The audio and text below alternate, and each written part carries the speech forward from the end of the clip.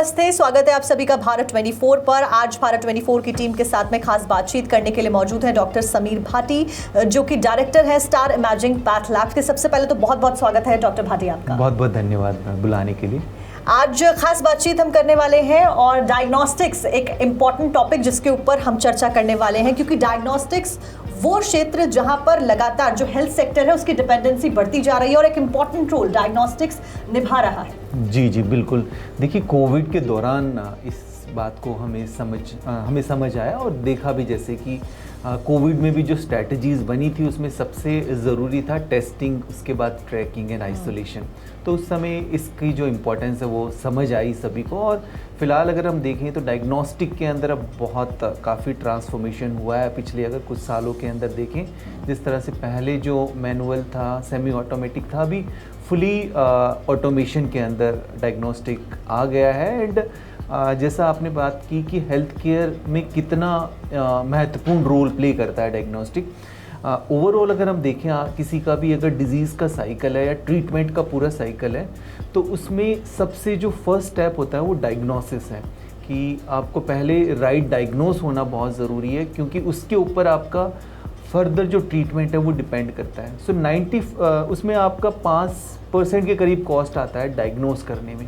तो वो 5% जो कॉस्ट है वो आपका जो 95% ट्रीटमेंट का खर्चा है वो उस 5% पे डिपेंड करता है। तो इसलिए बहुत ही क्रूशियल है, बहुत इम्पॉर्टेंट है कि हम डायग्नोस्ड को जितना उसमें क्वालिटी इम्प्रूव कर पाएँ, उसको जितना अफोर्डेबल बना पाएँ।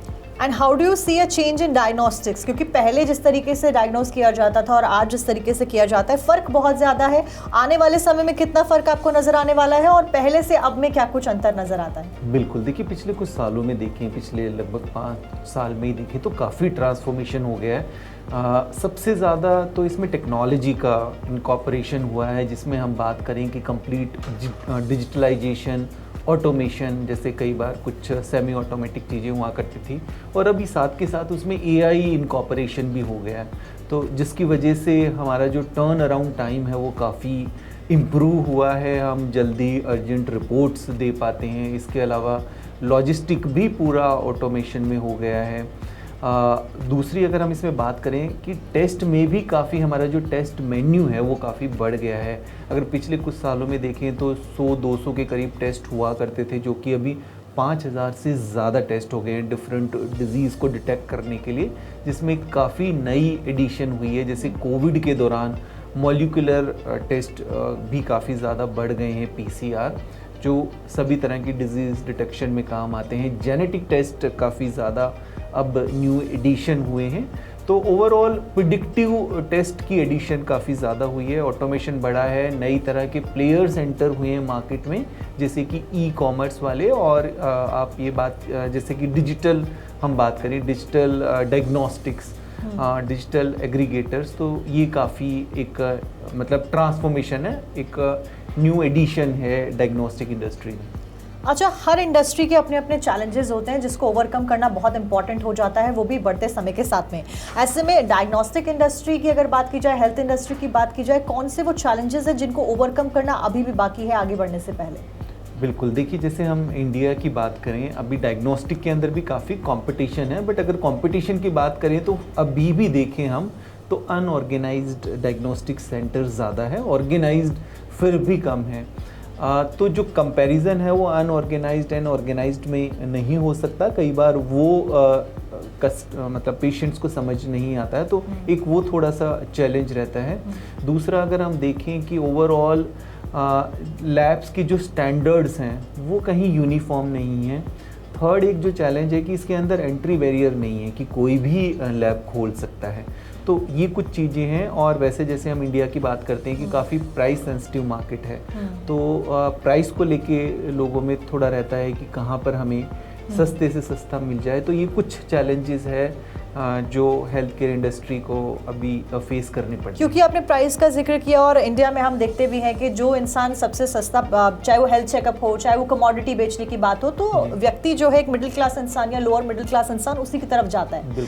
तो ऐसे में कई सारे ऑफर्स आते हैं, आपको भी हमें भी कॉल आते हैं कि आप 800 रुपीज़ में हेल्थ चेकअप, 900 रुपीज़ में हेल्थ चेकअप। ऑन द कॉन्ट्री एक दूसरा हॉस्पिटल आपको 2000 रुपीज़ का सेम हेल्थ चेकअप दे रहा होगा। तो फ़र्क कैसे करें, डिफ्रेंशिएट कैसे करें, क्योंकि कॉल्स आते हैं, ऑफर्स आते हैं, SMS आते हैं, तो कैसे डिफ्रेंशिएट करें काम व्यक्ति? बिल्कुल बिल्कुल, देखिए इसमें अब बहुत ज़्यादा ज़रूरी है। एक तो हमें ये समझना कि अगर उसमें बहुत सारे पैरामीटर्स दिए हुए हैं, एक जो भी हम अमाउंट की बात करते हैं, तो वो पैरामीटर्स आपके लिए ज़रूरी हैं कराने की नहीं, फर्स्ट क्वेश्चन ये।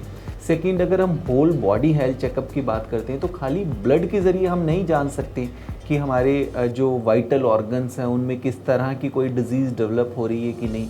जैसे इंडिया के अंदर हम देख रहे हैं लाइफस्टाइल डिजीज़ काफ़ी बढ़ रही है, बट वो सभी तरह की डिजीज़ आप ब्लड टेस्ट के ज़रिए नहीं पता कर सकते।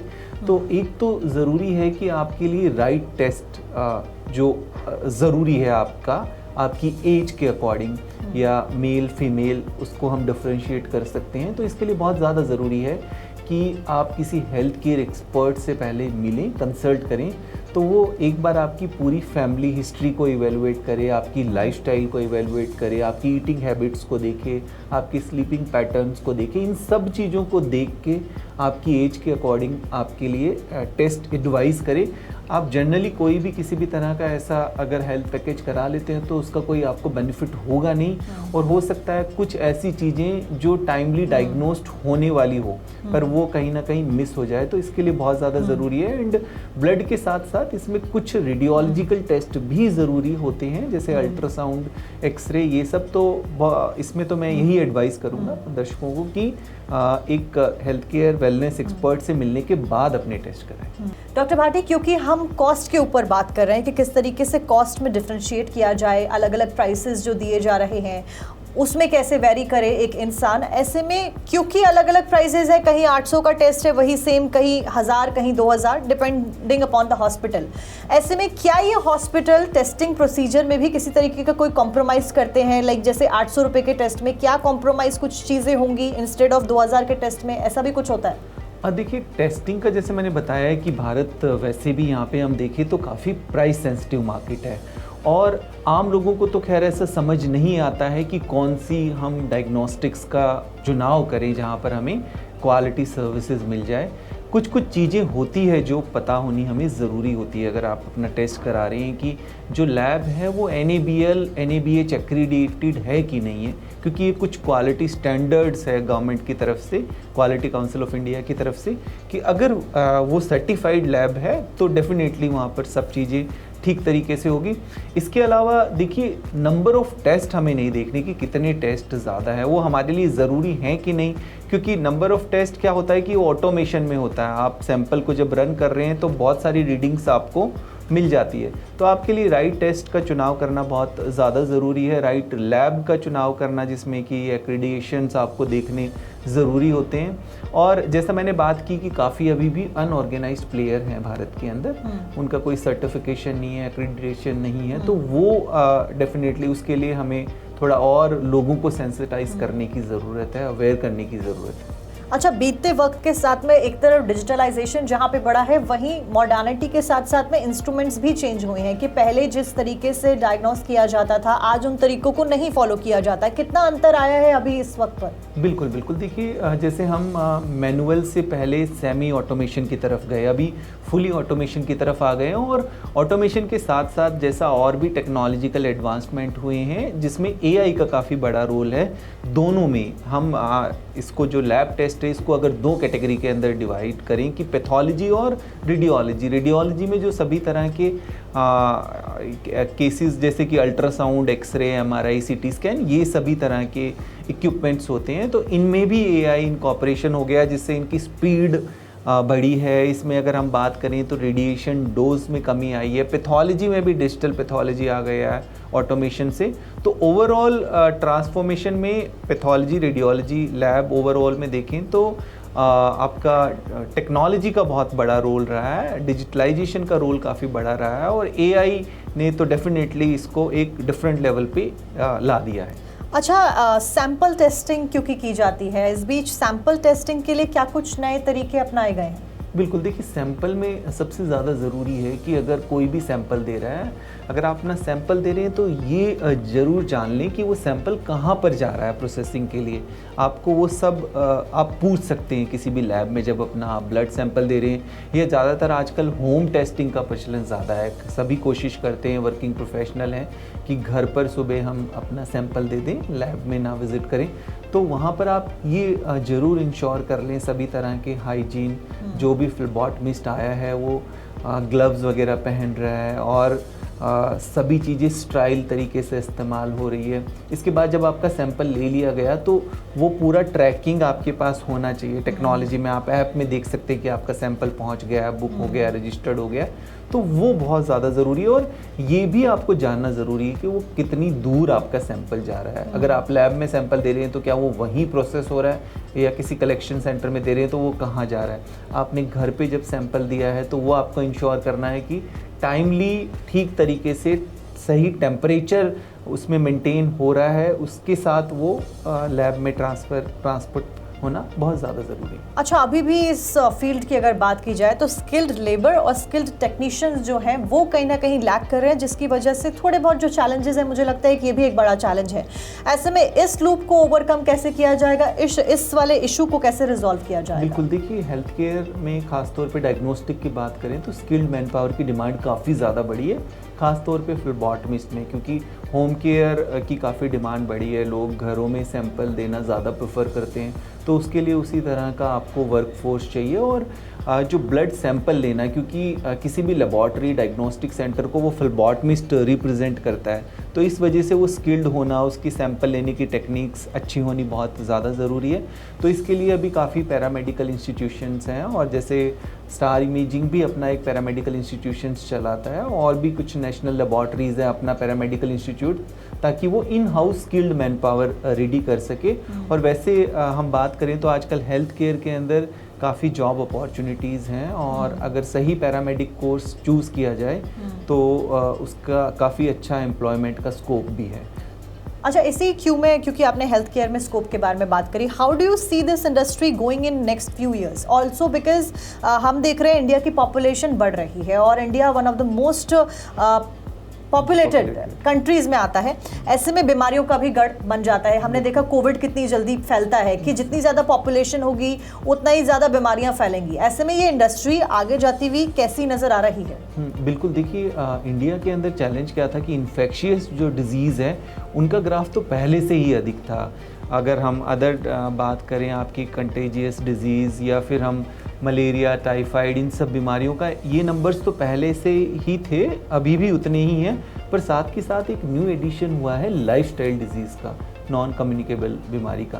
कि देखिए सर्दी, खांसी, जुकाम तो आपको हुआ, इन्फेक्शन हुआ, आपको same day next day symptom आ जाएंगे, पर जो जीवन शैली से संबंधित बीमारियां हैं, लाइफस्टाइल डिजीज़ हैं, उनमें हमें पता नहीं लगता कि वो बीमारी कब डेवलप हो रही है, धीरे धीरे, और जब सिम्टम आने शुरू हो जाते हैं तब तक काफ़ी लेट हो जाता है। तो एक तो NCDs का ग्राफ, नॉन कम्युनिकेबल जीवन शैली से संबंधित बीमारियां काफ़ी ज़्यादा बढ़ रही है। जैसे हम आजकल सुन रहे हैं यंग हार्ट अटैक हो गए, और भी आप ट्रेडमिल पे दौड़ते हुए आपको हार्ट अटैक हो गया, ऐसी बहुत सारी घटनाएं आजकल देख रहे हैं। तो एक तो ये ग्राफ बढ़ रहा है, दूसरा एल्डरली पॉपुलेशन भी काफ़ी ज़्यादा बढ़ रही है, जिनको भी हेल्थ केयर फैसिलिटीज़ की रिक्वायरमेंट है। कोविड के बाद डेफिनेटली लोगों में अवेयरनेस काफ़ी ज़्यादा बढ़ी है।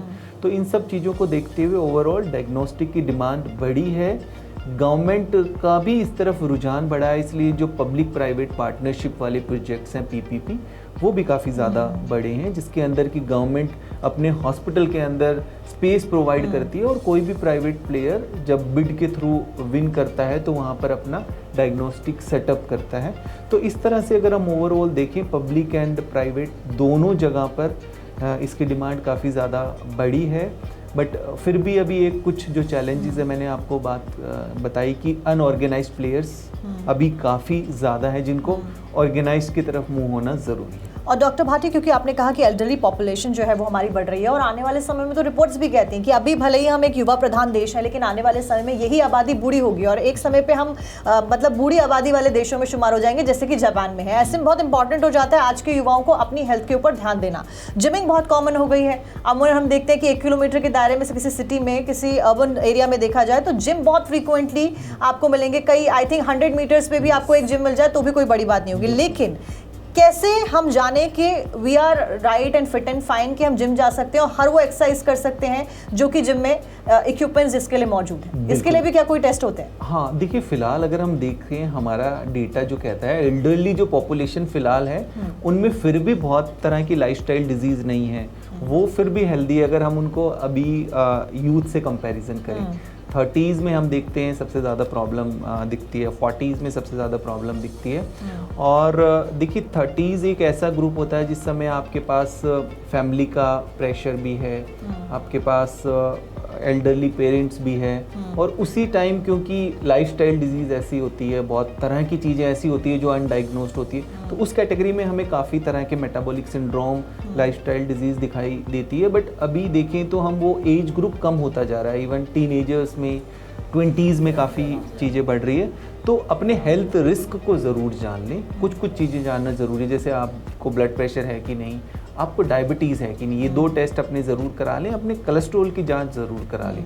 फैमिली हिस्ट्री है आपकी कोई हार्ट डिजीज़ या कैंसर की, तो कुछ एडवांस टेस्ट की ज़रूरत पड़ सकती है, तो अपने डॉक्टर से बात करके आप ज़रूर कर लें। बट हाँ, ये ज़रूरी है कि देखिए आप जिम जा रहे हैं या कोई हैवी एग्जर्शन वाली एक्टिविटी कर रहे हैं, तो क्या आपका हार्ट उसके लिए फिट है या नहीं, तो उसके लिए ज़रूरी है कि एक बार अपना कंप्लीट इवैल्यूएशन करा लें। कुछ बेसिक टेस्ट होते हैं कि आपका हार्ट उसके लिए फिट है कि नहीं, तो वो कराना मैं समझता हूँ बहुत ज़रूरी है। अच्छा, और कितने टाइम एडवाइजेबल होता है? फॉर एग्जांपल एक कोई वर्किंग इंसान है, वो डेली जॉब कर रहा है या स्कूल जा रहा है फॉर एग्जांपल, या कॉलेज जा रहा है, एजुकेशन ले रहा है, ऐसे में कितना टाइम एक्सरसाइज पे देना इंपॉर्टेंट है और कितना time in case that person is going to gym, कितना इंपॉर्टेंट है, उसके लिए कितना टाइम देना चाहिए, और कैसे पता लगाएं कि हम बियॉन्ड द लिमिट्स नहीं जा रहे हैं? क्योंकि कभी कभी ऐसा होता है कि आपके कभी कभी ब्लैकआउट हो जाता है, कभी कभी आप हैवी वेट ले लेते हो तो आपको एकदम टायर्डनेस फील होती है, लेकिन बावजूद इसके we go ahead, we push the body. So exercise के लिए ज़रूरी है, जैसा अभी हम बात करें समर्स के अंदर, तो आप आफ्टरनून वाला टाइम तो ना ही चूज़ करें, क्योंकि उस समय सबसे ज़्यादा टेम्परेचर काफ़ी ज़्यादा होता है। और दूसरा, जिम में क्या होता है कि लोग हाइड्रेशन का ध्यान नहीं रखते, तो बीच बीच में लिक्विड इनटेक करते रहें। ऐसी कोई चीज़ें ना पिएं कि हम जिम करने जा रहे हैं और कॉफ़ी पी रहे हैं, बहुत ज़्यादा ब्लैक कॉफ़ी पी रहे हैं, तो वो बॉडी को फिर डिहाइड्रेट करती रहेगी। तो उसी इक्वेशन में फिर हमें हाइड्रेशन की भी ज़रूरत है। हमारी नींद पूरी नहीं हुई है पर फिर भी हम बॉडी को एग्जर्ट करे जा रहे हैं, तो वो भी एक बड़ा आपको इनफैक्ट उसका कुछ फ़ायदा नहीं होगा, नुकसान करेगा। आप लेट नाइट एक्सरसाइज कर रहे हैं, फिर उसके बाद आपका स्लीप पैटर्न ठीक नहीं रहेगा, तो ये टाइमिंग बहुत ज़्यादा ज़रूरी है। बहुत खा के आप एक्सरसाइज कर रहे हैं या बहुत ओवर फास्टिंग के बाद आप एक्सरसाइज कर रहे हैं, तो इन चीज़ों का ध्यान रखना ज़रूरी है। पर बॉडी जब आपकी बता रही है कि नहीं अब इससे ज़्यादा, तो उतना एग्जर्ट नहीं करना। और कई लोगों का देखा है कि वो बहुत टाइम लंबा ब्रेक कर देते हैं जिम का, फिर एकदम से जाते हैं और फिर हैवी एक्सरसाइज शुरू कर देते हैं। तो थोड़ा धीरे धीरे करना चाहिए, स्लो पेस में, फिर उसके बाद धीरे धीरे एक्सरसाइज बढ़ानी चाहिए। पर एक्सरसाइज के साथ साथ वार्मिंग होना ज़रूरी है, स्ट्रेचिंग होना ज़रूरी है, और साथ में आप उसको हॉलिस्टिकली रखें कि कुछ योगा भी इंकॉर्पोरेट उसमें ज़रूर करें। अच्छा, ऐसे में क्योंकि हम अनहेल्दी लाइफस्टाइल के ऊपर एक तरीके से बात कर रहे हैं, अनहेल्दी लाइफस्टाइल में एक इम्पॉर्टेंट हो जाता है अपनी गट हेल्थ को कैसे हेल्दी रखें और गट हेल्थ के ऊपर कैसे फोकस किया जाए। हाँ, तो देखिए गट हेल्थ के लिए आजकल बात करें तो मैक्सिमम 70-80% लोगों को गट रिलेटेड इश्यूज रहते हैं, उनके डाइजेस्टिव सिस्टम ठीक नहीं है। और अगर हमारा डाइजेस्टिव सिस्टम हेल्दी नहीं है, तो जैसा आपने सुना होगा गट ब्रेन एक्सिस, कि उस टाइम हमारा मूड भी ठीक नहीं होगा। सो ओवरऑल डाइजेस्टिव सिस्टम को ठीक रखने के लिए कुछ चीज़ों का ध्यान रखना बहुत ज़रूरी है। आजकल वैसे गट रिलेटेड टेस्ट भी आ गए हैं, जेनेटिक टेस्ट, जिसके ज़रिए आप जान सकते हैं कि आपके लिए किस तरह की डाइट सूटेबल है। तो एक तो अपनी डाइट के अंदर, अच्छा, गट हेल्थ को लेकर मैं आपको यहाँ पे रोकूंगी कि फर्मेंटेड मिल्क ड्रिंक्स आती हैं, उसके एडवर्टीजमेंट्स बहुत आते हैं, ऐसे में क्या अपनी गट हेल्थ को हेल्दी रखने के लिए उन ड्रिंक्स का कंजम्पशन, लेकिन हालांकि उसमें शुगर कंटेंट भी होता है which is not advisable anyways, but is that N healthy option? तो उसके ऊपर कोई बहुत ज़्यादा रिसर्च ऐसी आई नहीं है, तो आपको प्रोबायोटिक लेना ज़रूरी है गुड बैक्टीरियाज के लिए। तो घर में कुछ चीज़ें अवेलेबल है, जैसे कर्ड है, दही के अंदर प्रोबायोटिक्स है, तो ऐसी चीज़ों का आप इस्तेमाल कर सकते हैं। थोड़ा गैप ज़रूर देना चाहिए, इंटरमिटेंट फास्टिंग, कि कम से कम अपने डाइजेस्टिव सिस्टम को रेस्ट देने के लिए 12 से 14 घंटे का आपको गैप रखना बहुत ज़्यादा ज़रूरी है। नींद उसके लिए बहुत ज़रूरी है, ठीक होना, एक्सरसाइज करना उसके लिए बहुत ज़्यादा ज़रूरी है। और बहुत ज़्यादा जंक, फास्ट फूड, मीठा, ये सब आपके बैड बैक्टीरियाज को बढ़ाएगा, गुड को कम करेगा। तो इन चीज़ों का ध्यान रखेंगे तो काफ़ी हद तक आपकी गट हेल्थ ठीक रहेगी। तो आपका जो एब्जॉर्प्शन है न्यूट्रिएंट्स का वो भी ठीक रहेगा। अच्छा, नींद के ऊपर आपने बात करी, इसके ऊपर मैं क्वेश्चन आपसे करूंगी, लेकिन उससे पहले क्योंकि शुगर इनटेक की बात हो रही थी, अभी तो रिसर्च भी सामने आई है कि 100% फ्रूट जूस का जो टैग है वो ब्रांड्स को हटाना पड़ेगा, क्योंकि आप 100% फ्रूट जूस नहीं दे रहे हो, उसमें प्रिजर्वेटिव्स होते हैं, उसमें एडेड शुगर होती है, they are not 100% fruit juice. ऐसे में कितना निर्भरता बेहतर है उन जूसेस के ऊपर, यानी कि या फिर हमें ऑल्टरनेट के तौर पर फ्रूट इनटेक करें या फिर जूस फ्रूट का निकाल के इनटेक करें, तो उसको कैसे समझा जाए? हाँ, देखिए शुगर के बारे में खास तौर पे अभी आपका ICMR NIA की गाइडलाइंस भी आई है, उसमें बहुत अच्छे तरीके से एक्सप्लेन किया गया है। शुगर वैसे हमारे को ऐसा ज़रूरत पड़ती नहीं, वो ज़्यादातर साइकोलॉजिकल नीड होती है कि आप कुछ भी मीठा खाते हैं, आपका डोपामिन रिलीज होता है, आपको अच्छा लगता है। बट मीठा तो जितना आप अवॉइड करें अच्छा है, क्योंकि आप वैसे भी कार्बोहाइड्रेट खा रहे हैं, वो भी आपके ग्लूकोज में लेकिन नो शुगर भी नहीं जा सकती, कई सारे डायबिटीज़ के पेशेंट होते हैं, उनकी शुगर लेवल लो चला जाता है तो उनके लिए प्रॉब्लम हो जाती है। नहीं, वो डायबिटिक डाइट ज़रूरी है, मैं एज ए नॉर्मल वैसे बात कर रहा हूँ कि वैसे आपको जितना हो सके, और आप पैकेज्ड फूड जो भी ले रहे हैं उसको पढ़ना ठीक से आप ध्यान से उसमें देखिए कि कितना उसमें शुगर कंटेंट है। फ्रूट्स वगैरह की अगर हम बात करें, अब जैसे गर्मियों के अंदर मैंगो शेक लोग काफ़ी पीते हैं, पर मैंगो शेक में भी फिर अलग से शुगर ऐड करेंगे, तो वो भी आपके लिए बिल्कुल ठीक नहीं है, ना आपकी गट हेल्थ के लिए ठीक है, ओवरऑल हेल्थ के लिए। तो उसमें कोशिश करें कि कितना शुगर इनटेक नॉर्मली करना चाहिए? देखिए शुगर इनटेक एज सच आप जितना मिनिमम रखिए उतना बेहतर है, बट आप किसी भी तरह का पैकेज्ड उसमें नेचुरल स्वीटनेस, अगर नेचुरल, हाँ, वो आपके लिए ज़्यादा इनफैक्ट बेहतर रहेगा। और सेम सॉल्ट के साथ भी यही प्रॉब्लम है कि सॉल्ट इनटेक हम लोगों का ज़्यादा रहता है, इसीलिए सभी रिसर्च बता रही है खासतौर पे भारतीयों में कि हाइपरटेंसिव होते जा रहे हैं, प्री हाइपरटेंसिव। तो आपको सॉल्ट का इंटेक भी कम रखना है कि आप जितना भी पैकेज्ड फूड खा रहे हैं उसमें एक्स्ट्रा सॉल्ट होता है, आप जो सॉस ले रहे हैं उसमें भी सॉल्ट है, तो उसका अच्छा, सॉल्ट को लेकर एक और चीज़ कही जाती है, कुछ लोग कहते हैं कि एक अलग से पिंक सॉल्ट जो आता है, जिसको सेंधा नमक भी कहा जाता है, जिसको फास्ट में कंज्यूम किया जाता है, that switching on to that salt is a better option, is it? So ये 19-20 है, तो ऐसा नहीं है कि आप, हाँ, सो ठीक है, उससे बेटर है, बट फिर भी ऐसा नहीं है कि वो आप पिंक सॉल्ट भी बहुत ज़्यादा लिए जा रहे हैं एंड आप रॉक सॉल्ट भी बहुत खा रहे हैं, तो उसकी आपको थोड़ा ध्यान रखना, because it's all about craving, कि हम जैसी हैबिट बना लेंगे बॉडी की वैसी होगी, तो आपको शुगर एंड सॉल्ट को कट करना है। अच्छा, coming back to the point, sleep cycle, जिसके ऊपर हम लगातार इनडायरेक्टली डिस्कस कर रहे हैं, अगर डायरेक्टली डिस्कस करें, कितना इंपॉर्टेंट है स्लीप का रोल आपकी लाइफ में, और कितना इंपॉर्टेंट है उसको मतलब इनटेक करना? स्लीप मतलब आप लीजिए, क्योंकि आपकी हेल्थ के ऊपर एट द एंड अभी शायद इम्पैक्ट नहीं करा, आने वाले टाइम में इम्पैक्ट जरूर करेगा। नहीं, स्लीप का तो बहुत बड़ा रोल है, और जितनी भी अभी रिसर्च आई है, ओवरऑल हमारी सारी बॉडी को वो इम्पैक्ट करता है। ज़्यादातर हम देखें खासतौर पे युवा, वो बहुत स्लीप डिप्राइव्ड हैं, तो नींद ठीक होनी बहुत ज़रूरी है। डिपेंड करता है वैसे वो आपकी बहुत तरह की हैबिट्स पे, बट 6 से 8 घंटे आपकी नींद ठीक होना ज़रूरी है।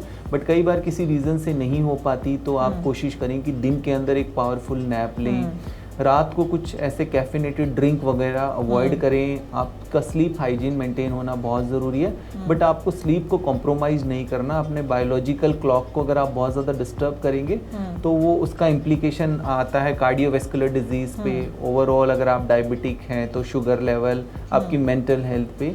सो ओवरऑल वेल बीइंग के लिए नींद बहुत ज़रूरी है, सही से नींद लेना, डीप स्लीप लेना इज़ वेरी इंपॉर्टेंट। अच्छा, my last question would be कि ये क्वेश्चन हमेशा हम करते हैं और लगातार हर कोई करता है कि कितना इम्पॉर्टेंट है रेगुलर चेकअप्स का होना आपकी लाइफ में, और कैसे हम पता लगाएं कि हमारी बॉडी को कौन सा चेकअप इस मोमेंट पे ज़रूरी है। फॉर एग्जांपल मल्टीपल चेकअप्स होते हैं, कैंसर से लेकर नॉर्मल लिवर टेस्ट से लेकर डायबिटीज़ टेस्ट से लेकर मल्टीपल टेस्ट, तो एक इंसान को कैसे पता चले कि मुझे ये टेस्ट की ज़रूरत है, क्या वो सिम्टम्स हैं, और कितना इंपॉर्टेंट है फ्रीक्वेंटली टेस्ट को करवाना? बिल्कुल, देखिए टेस्ट को लेके आजकल बहुत ज़्यादा मिसकंसेप्शन है कि कई बार हम अपना हेल्थ चेकअप करा लेते हैं, हम ब्लड सैंपल देते हैं, जब हम बहुत तरह के एडवर्टीजमेंट देखते हैं और वो टेस्ट ठीक लगते हैं हमें विद इन रेंज, तो हमें एक फॉल्स सेंस ऑफ सिक्योरिटी होता है कि हमारा सब कुछ ठीक है।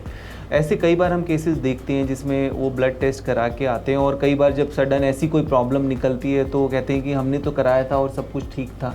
तो इस वजह से राइट टेस्ट बहुत ज़्यादा ज़रूरी है, राइट टेस्ट का चुनाव करना बहुत ज़्यादा ज़रूरी है। खाली ब्लड के ज़रिए हम नहीं पता लगा सकते कि आपके हार्ट में कोई प्रॉब्लम है या किसी तरह के कोई कैंसर के सिम्टम्स है। उसके लिए इंटीग्रेटेड टेस्ट होना बहुत ज़रूरी है, जिसमें अल्ट्रासाउंड की ज़रूरत भी पड़ सकती है। फीमेल्स में जैसे सर्वाइकल कैंसर, ब्रेस्ट कैंसर बढ़ रहे हैं तो मेमोग्राफी सोनोग्राफी एंड आपका सर्वाइकल पैप स्मीयर का टेस्ट, जैसे आपका और अनहेल्दी लाइफस्टाइल की वजह से पीसीओडी, पीसीओएस और मल्टीपल वो भी टेस्ट जरूरी हो जाते हैं। वो हाँ, अगर उस टेस्ट में कुछ आता है। कोलेस्ट्रॉल टेस्ट आपको जानना बहुत ज़रूरी है, कहीं प्री डायबिटिक तो नहीं है। HbA1c टेस्ट सभी को कराना अपना बहुत ज़्यादा ज़रूरी है। कोलेस्ट्रॉल में LDL लेवल, क्योंकि वो कॉज बनता है प्लाक फॉर्मेशन होने का, और प्लाक से ही हार्ट अटैक होता है, तो कोलेस्ट्रॉल लेवल आपको अपनी जानना ज़रूरी है। इंडियंस में बहुत ज़्यादा देखा गया है एब्डोमिनल फैट, ओवरऑल ओबीज नहीं होंगे बट एब्डोमेन की तरफ फैट ज़्यादा होगा, तो फैटी लीवर बहुत बड़ी समस्या है। जाने उसको कि अगर आपको फैटी लीवर है तो लाइफस्टाइल, लेकिन जनरली लोग समझ लेते हैं जैसे if the woman has been pregnant कि वो प्रेगनेंसी की वजह से फैट आ गया है। हाँ, सो ज़्यादातर हम देखते हैं वो तो एक केस है, हाँ एक केस है ही, बट हाँ फैटी लीवर वैसे ओवरऑल काफ़ी ज़्यादा बढ़ रहा है। अगर हम वेस्टर्न कंट्रीज़ की बात करें तो ओवरऑल उनकी ओबेसिटी होती है, बट भारतीयों में वैसे स्लिम होंगे, थिन होंगे, बट अगर उनका एब्डोमिनल फैट ज़्यादा है तो वो भी उतना ही डेंजरस है, और ओवरऑल वो डायबिटीज़ का कॉज बनता है, और भी अन्य जो हार्ट रिलेटेड इश्यूज़ है, वो ओवरऑल एक समूह है बीमारियों का। सो फैटी लीवर को आपको करेक्ट करना है। कुछ टेस्ट होते हैं जैसे हेपेटाइटिस B और C, वो आप ज़रूर जान लें कि कई बार वो टेस्ट होते हैं उनके सिम्टम्स नहीं आते हैं, तो अगर वो है तो फर्दर आपको उसको टाइमली इंटरवेंट करना है। बट हाँ, ये बहुत ज़रूरी है। कैंसर में जैसे हम बात कर लें, जितना अर्ली डिटेक्ट हो जाता है उतना वो 100% क्योर हो जाता है, ठीक हो जाता है। सेम हार्ट डिजीज़ में भी अगर हम जितना जल्दी इंटरवेंशन कर लें, अपनी चीज़ों को करेक्ट कर लें, जैसे कोलेस्ट्रॉल को ठीक कर लें और चीज़ों को हम अपने हार्ट के फंक्शन को देख लें, तो किसी भी तरह की इमरजेंसीज को बहुत हद तक हम अवॉइड कर सकते हैं। So basically testing is the only way via which we can keep our body healthy और ट्रैक कर सकते हैं क्या कुछ प्रॉब्लम आने वाले समय में बड़ी हो सकती है। तो टेस्टिंग बहुत इंपॉर्टेंट है। हमने गट हेल्थ के ऊपर बात करी, जिमिंग के ऊपर बात करी, साथ साथ में हमने डायग्नोस्टिक्स जो कि बहुत इंपॉर्टेंट टॉपिक है उसके ऊपर बातचीत करी, एंड आई होप कि हमारे दर्शकों को काफ़ी ज़्यादा जानकारी इस कॉन्वर्जेशन से ज़रूर मिली होगी। Thank you so much doctor Bhati, आपका भारत 24 के साथ में खास बातचीत करने के लिए। बहुत बहुत धन्यवाद, शुक्रिया, थैंक यू वेरी मच।